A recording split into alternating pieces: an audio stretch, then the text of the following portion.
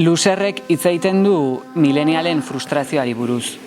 Iruditzen zaigu dela belaunaldi bat arrakastarako jaio dena, baina azkenean hori ikuste dugu bai gu eta bai gure ingurunea ja 30 urte ditugu eta pixkat kontatu ziguten hori ez dela egia. Milenial izaera hori azpimarratzekoen bat elementu edo sartu ditugu piezan zehar, marka bai arropa edo janari edo bestelako marken presentzia, norberaren itxura edo zeinketa.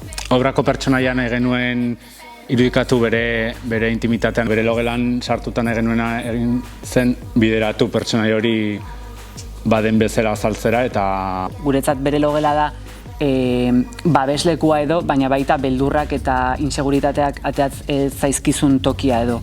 Pertsonaia horrela hasten da, frustraziotik abiatuz, elementu asko ditu beldur hori tapatzeko.